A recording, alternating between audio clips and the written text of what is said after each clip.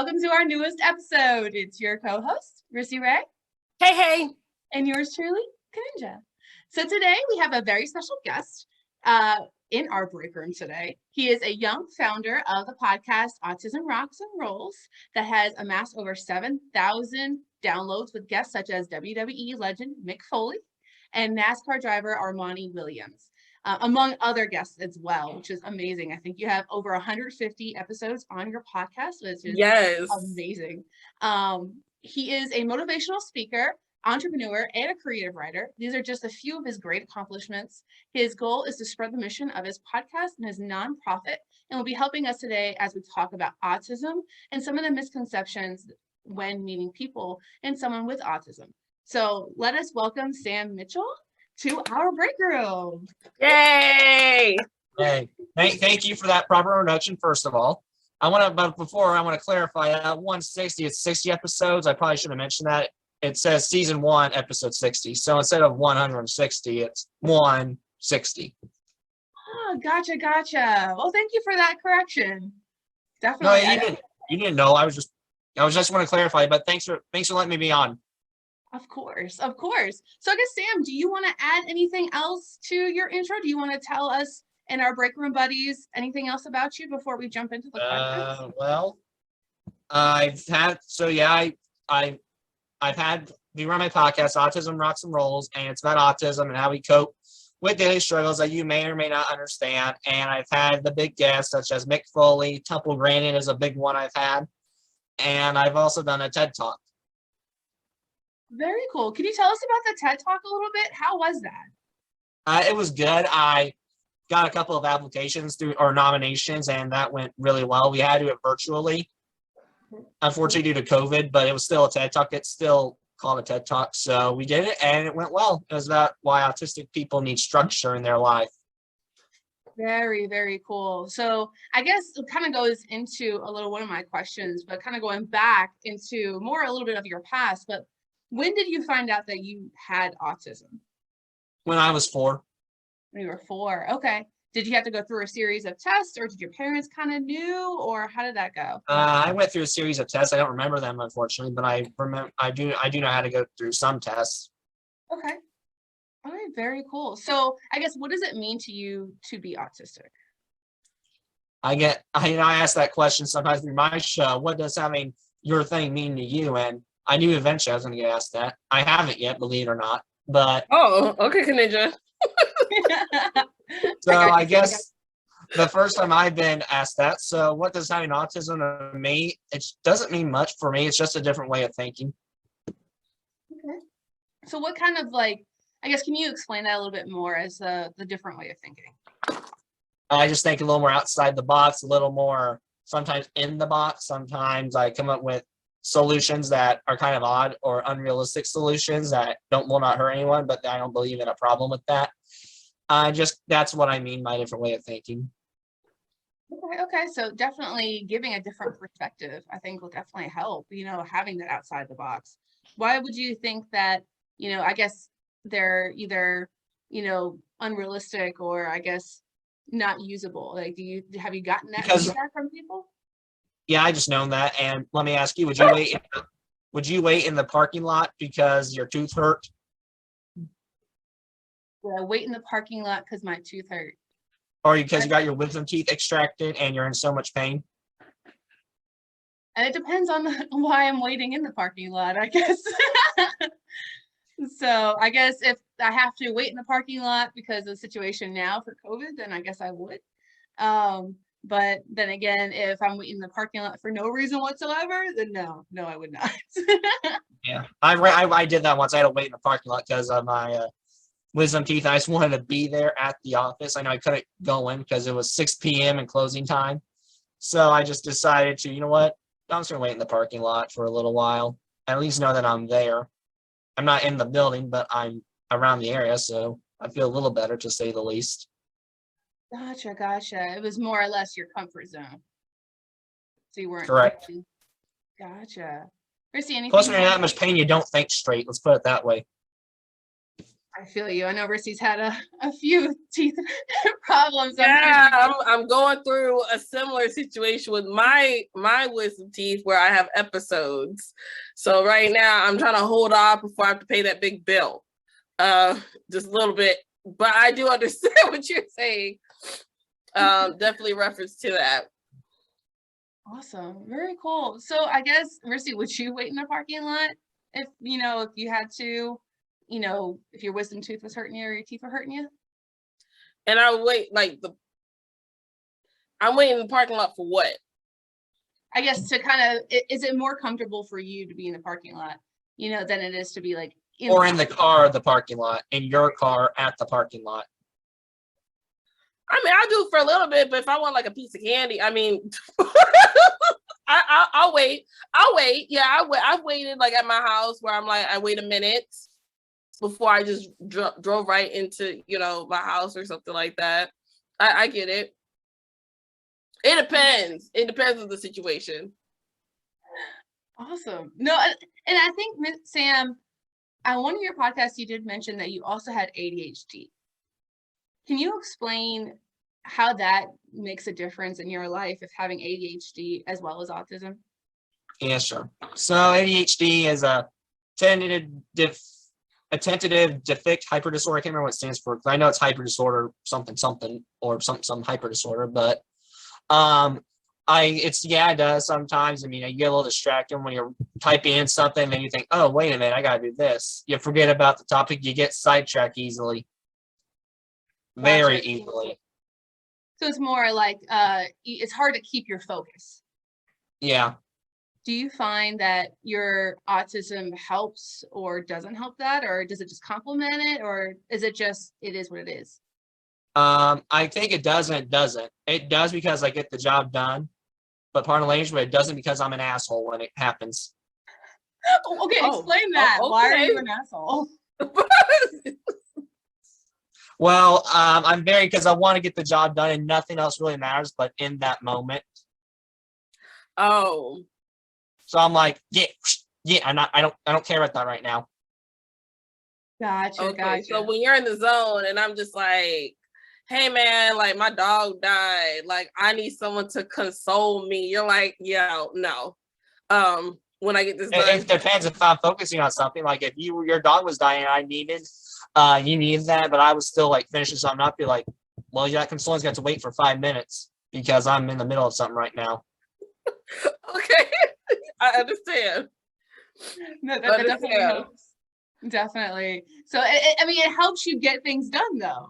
So I guess, have you heard of like context switching? Context switching? Yep. So basically, when you're dealing with a list of items, let's just say like a checklist of items, and you start on one item, and then let's say someone else tells you to start on another, and then you have to worry about switching that context. It's that delay time between one task to another without finishing it. But it seems like for you, you don't really have to worry about that because you focus on finishing one item at a time. Is that correct? Yeah, I would say so. But then again, you forget about it. Then you'll switch. You're like, oh, wait a minute, I gotta do this, and you just like the other thing goes out the back window sometimes. Gotcha. See, the way where I work, we deal with trying to work on context switching. I guess you could say my day job, we work on context switching. As far as when it comes to work and things coming in as priority, changing a priority. And I know that's a lot hard. It's very hard for people to deal with that, to stop context switching, and to keep that focus. So it's interesting. Yeah, it's hard to keep that contact focusing. You have your squirrel moments. Yes, exactly. Listen, I need someone to tell me, like, when new information, new stuff comes, I'm like, how important is this? It kind of it's an off-putting question for some people when I ask that, like, how important is this? Or does this have a immediate timeline? It is off-putting to some people, not always.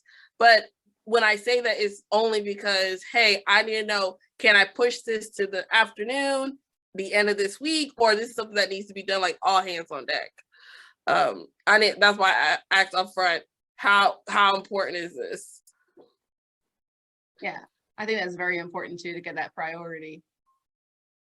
Awesome. Very cool. So I guess as far as, you know, talking to someone, do you find it hard to mention that you have autism? Like, do you see it as a disability?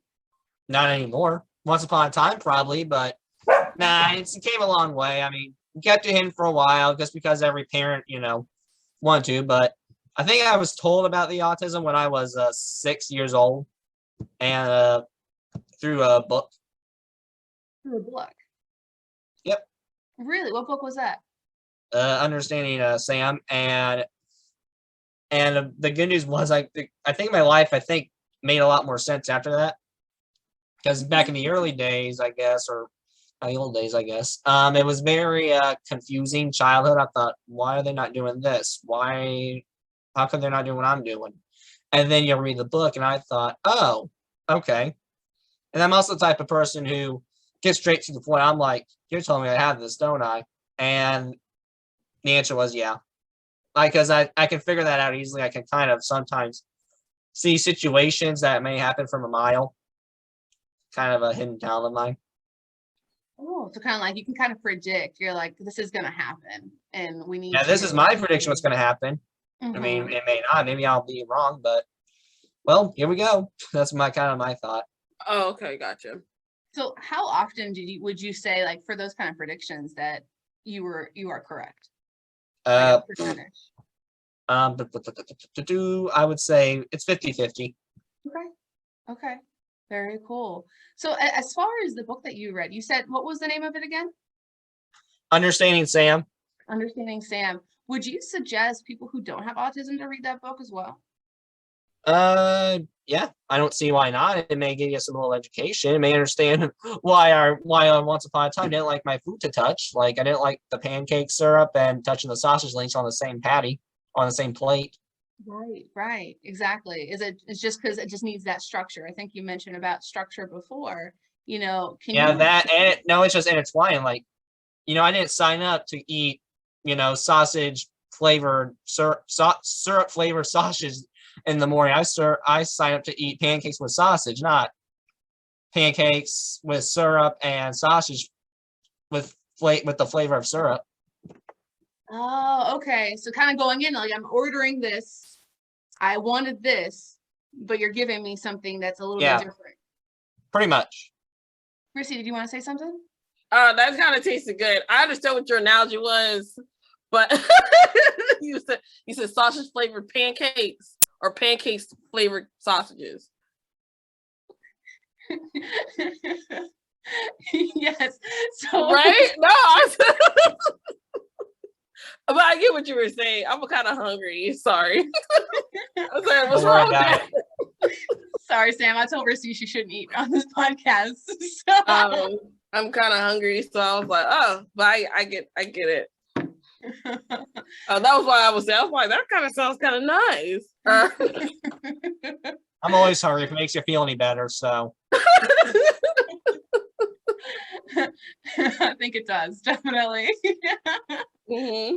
So, Sam, can you go through like a day in a life, with someone who has autism, at least for you, a day in a life for you as far as how do you go through just a normal day? Is it any different? Some days, I mean, it depends on what day, if I got classes or not, or if it's just an average daily Joe kind of day. I mean, Sunday I get a nice breakfast, and then I just do the morning routine of mine. Then I do what I wish, whatever that entails. Focus on podcast work, maybe hang out with family, watch professional wrestling, hang out with friends, whatever that details, man. Right. So I mean, I think that you're very interested in WWE and all that stuff, as well as rock and roll music and a lot of music. I see that on your podcast. You have a lot of music going on and stuff like that. I mean, definitely. Can you give us a little bit of background as far as when you created your podcast, as far as autism? Okay, well, funny thing, the professional wrestling and rock and roll has nothing to do with me creating a podcast. That's just hobbies of mine. But it really started after I joined my high school's media club. And ever since I fell in love with that, I decided that I was going to continue my media skills because I wanted to start early, I guess, and not wait to figure out what I was going to do. So I figured the only way to continue was to start my own podcast. Okay. Very Awesome. cool. So question, Sam. So what are me and Kanisha did take some some time to watch some of your podcast episodes. And my question is, what topics when you decided like, hey, I'm gonna make a podcast that's gonna be autism awareness, what were your topics? Like what topics do you get most often? What are the topics that are kind of more near dear to you? Like what do you want our listeners to know with Autism Rock and Roll? Well, there's a lot of topics that could be discussed, and that's why I'm coming back for season 2. I just recorded the season finale last week, so it's definitely been going on since October 2019, so definitely 2 years of my life.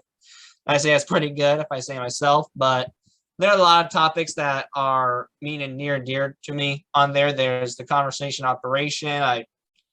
It's showing how someone with autism can converse and how we do. There's also the guests I've had, like Temple Grant and Simon Majumdar's a new one that I had really long time ago. And then I just like to do analogies, like what I believe sometimes relates to autism, may be a hobby of mine, may not be. Very cool. Awesome. Yeah, I mean, what are some of the topics that you're actually like the most excited for in season 2? That's a great question. That's a great question. That's a hard one actually, because I'm very secretive about it. I'm a very like organized person and kind of very strict about letting the episodes roll. But I guess what I will spoil is how to discipline someone on the spectrum, because I think this is just me. I mean, I'm not a parent yet. I'm not going to say it, but I'm not going to say it firmly, but I think I probably will say it firmly. I'm going to try not to, at least. But I don't believe in the physical punishment, like spanking, the belt, all that. I don't believe in that. I'll be honest. I mean, for me, I don't know yet. I'm a parent, but just based on what I am and how I am, I don't think I could do it. I mean, but then again, I'm not a parent yet. I'll probably slip one day, I'll admit it, but I can't do it. These kids, man, Sam, listen, I understand, okay? I get it. I get it. So Sam, Mercy has her own child, so that's why she's mentioning what she's mentioning right now. Yeah, I figured. I understand. But I get it. I mean, but that's a very interesting, I didn't mean to cut you off, but that's a really interesting topic, because you hear all this information of autism, ADHD, all these other different. Yeah, and the problem is, I mean, I think there's a story once, I'll keep their names anonymous, but I think their grandparents, when they were younger, just said, and it's fine that they believe in that. I get it. It's the old generation. That's how they were punished back then. Fine. But they said, you should just spank him. You should just spank him. And I thought, and the father didn't agree. Good. I'm glad they didn't. But to me, I don't think spanking works just because, one, is condescending. You're teaching us not to hit, yet here you are hitting our butts. Hypocritical. And plus, when we get in trouble, when as adults, no one slaps us, basically, for getting in trouble. We may get punched in the face, but we don't get slapped. We don't stand there and wait for punishment. Like how, your parents are like, come over here. And you're just like, I'm coming, And that's not real world. That's not real world. Right. And I don't believe in one of the new ones that people are using a lot, or probably the most popular, is timeouts. I don't believe in that either, because it doesn't teach them anything. What do? You go sit in the corner? In real life, again, do you sit in the corner when you're in trouble? No. Keep it moving. I keep my dad like, oops, and I just correct it and keep it moving. Well, you're right. Okay, I see what you're saying. Make it more real world. Yeah, but what I do believe in is, the way I've solved it is, I do believe in grounding. I do believe in that. To me, that makes sense, because what happens if you don't pay your light bill? I'm sorry, but your lights are getting shut off. So if you don't behave, here's what's coming towards you. You got to behave in order to have your computer or your video game or whatever. So it's kind of setting up, your children up for the consequences, the normal real life consequences you're going to have when you're an adult. And kind of setting up for success to expect these kinds of consequences.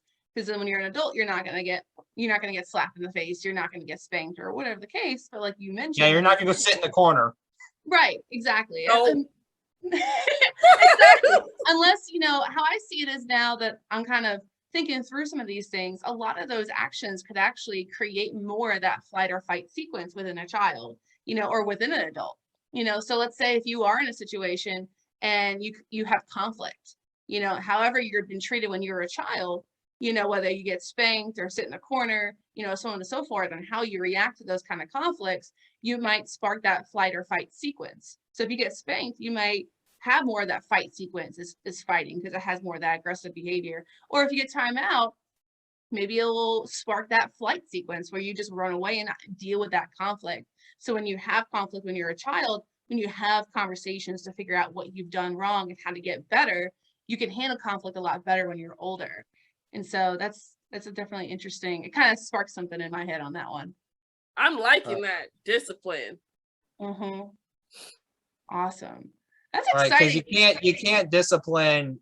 There's certain ways you cannot discipline us. That's not going to work. Through my experience and my opinion, because like I said, I'm not a doctor. I'm not going to say you should not spank.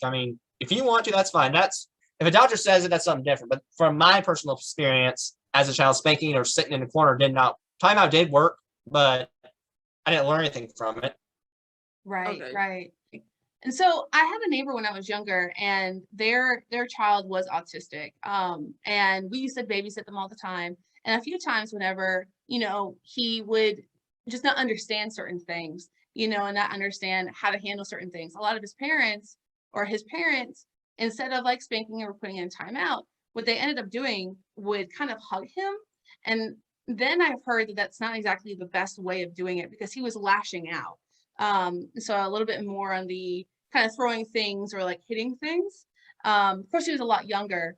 And what are your thoughts about that type of, I guess, handling a situation, when they're not aware or they're kind of don't know how to handle their own emotions, and if their parent were to like hug them or, keep them almost restrained? Like, what are your thoughts on that?